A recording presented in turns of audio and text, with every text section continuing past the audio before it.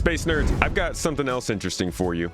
Siege of Orison is the newest, what they're calling operation coming to Star Citizen. I don't even think, do we have like, hold on, Siege of Orison operation 4.9? I don't know if we have any. There we go. All right, so in the roadmap roundup, Siege of Orison got introduced as a new operation. Introducing instanced FPS gameplay where players assault Ninetales controlled platforms in coordinated team-based encounters tied to mission-driven progression. The important bit here, though, is it is an FPS-focused operation. It's instanced, obviously, so that gives it a little bit more repeatability and control. But the important bit is like it's an FPS focus, and this is something that I think is starting to pick up a lot in space games.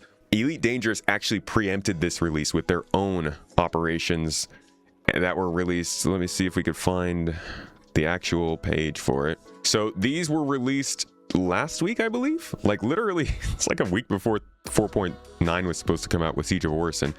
And these are also instanced, repeatable FPS encounters where you sign up with a crew, whoever you are, you and your friends, you go out and you get to take this big mission here where you land your ships on board. And you can either fly your ships out to take the missions, you can actually I think you have to fly your ship away from the carrier to go to the mission, but it can be ship-based combat, it can be FPS combat. You can see here they have all the listed down options and kind of like the rewards you get for it. Very, very similar to the kind of thing that CIG is doing right now. I think that's mostly coincidence, but I thought it was a crazy coincidence that they both called them operations and they both were basically aiming to release in the same week. What's crazier, though, is that Eve now is doing it. And I'm not going to say that they're instance, because I don't actually know if these are instance. I've barely looked into this yet. We're kind of learning about this together. But, as I said, I was poked by somebody saying that Eve Avalon, I don't know if I guess this is Eve. So this is a combination of Eve Vanguard and Eve Online. Now, Eve Vanguard is a different game from the original Eve Online you might be thinking of.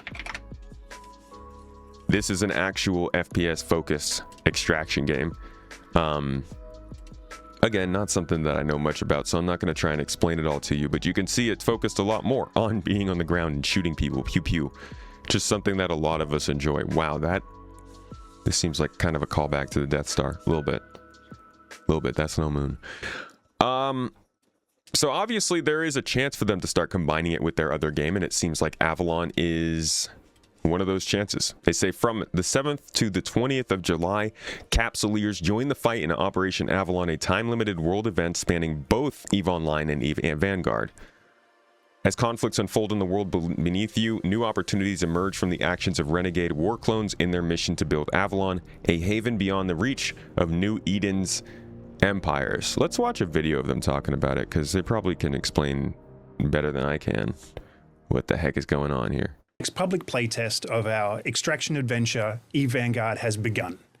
And to accompany all the action that's happening in Eve Vanguard, there's also a really cool event which has started today in Eve Online as well, because why should they get to have all the fun? And to talk about that a little bit today, I have producer FC Trash Panda. Hello. And game designer FC Ilfegle.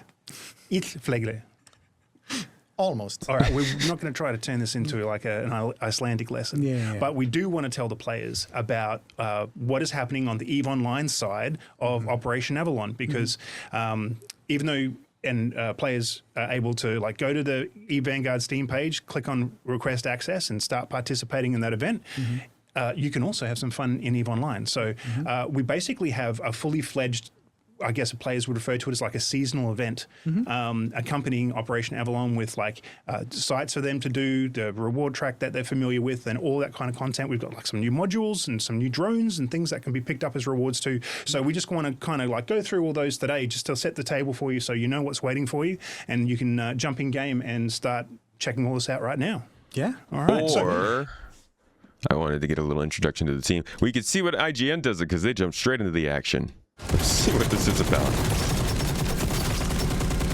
Uh-oh. Eve Vanguard, Fenris Creations' most recent attempt to bring on-the-ground FPS gameplay to the massive shared persistent universe of EVE Online, has changed quite a bit since I first laid hands on it last year.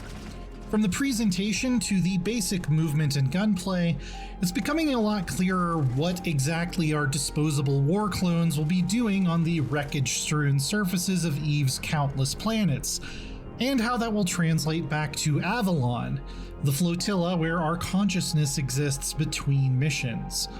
I got a chance to it play literally sounds like Marathon. the latest build, which is launching to the public today as Operation Avalon. Not saying one or the other came first. Playtest with a handful of devs and VIPs, and talked to game director Scott Davis and creative lead Jamie Stanton about what's coming.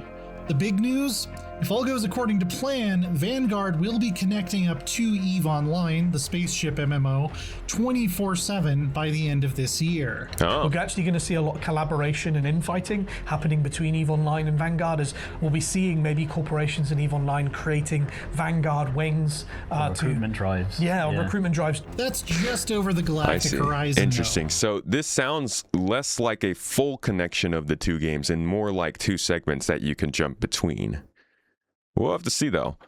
Either way, this is still an attempt at CCP games sort of getting into this more involved, more tactile, more immersive space sim format. Yeah, it's a lot about shooting people, but they can expand from here. Shooting people is how you start. We know that. Star Citizen is constantly trying to make you shoot people in all the different situations, but that changes over time. And so I'd be interested in seeing if they are going to start to move towards a more generalized FPS focused space sim in Eve as well. That'd be a big change. I don't know what their engine is capable of, but we just call it like we see it. Watch it as it goes. Thanks for checking this out. Hope you got some news.